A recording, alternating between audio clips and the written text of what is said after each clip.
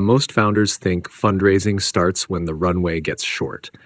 Ben Horowitz learned the opposite. By the time you desperately need capital, investors are already deciding whether they trust you or not. And that's usually based on conversations that happened months, sometimes years earlier. That's why fundraising isn't really about the pitch deck. It's about the mindset behind how relationships, credibility, and timing are built long before the money conversation begins. The companion PDF is linked below if you want the deeper framework behind everything we cover here. What we're really unpacking in this video are the patterns strong founders use before the big round ever happens, the relationship rule most people ignore, why honesty surprisingly beats polished optimism, and why the best fundraising often happens when a company least needs money. If this kind of breakdown is useful to you, subscribe and turn notifications on, because we're going much deeper into how these systems actually work inside real businesses. The first major shift is understanding that investor relationships are supposed to start early. Most founders only reach out when they need something, which immediately creates pressure. But the strongest fundraising relationships are usually built slowly through updates, insights, and consistency. Horowitz talked a lot about staying visible before the ask ever appears, not because investors need constant networking, but because trust compounds through familiarity. A good example is Mark Andreessen and Ben Horowitz themselves. Long before launching entity company, Andreessen Horowitz, Lichen Valley through operators, founders, and executives. When they eventually raised funds, credibility already existed. The lesson is simple. Relationships built during calm periods become incredibly valuable during difficult ones. This leads directly into one of the most uncomfortable fundraising principles: leading with the ugly truth.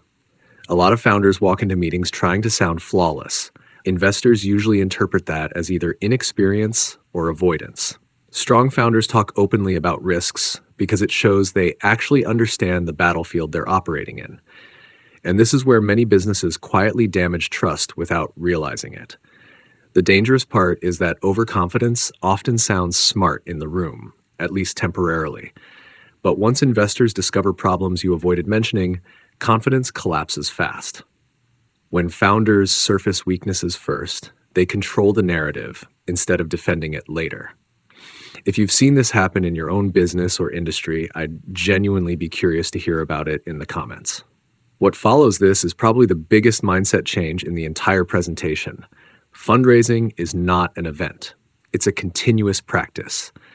The best founders are constantly refining how they explain the company, the market, and the opportunity, not because they're always raising, but because clarity itself becomes a competitive advantage. You can see this with entity, company, Airbnb, online market Airbnb, undid small to many investors. But over time, the founders became dramatically better at explaining the larger market shift around trust, travel, and alternative lodging. The company improved, but the storytelling improved too. And those two things together changed investor perception completely. That naturally connects to the next point. Investors rarely fund products alone. They fund market movements. A product story says, here's what we built. A market story says, here's the massive shift happening in the world, and here's why we're positioned to benefit from it. That distinction matters more than most founders realize. Investors are looking for markets large enough to return an entire fund. That's why companies like Netflix,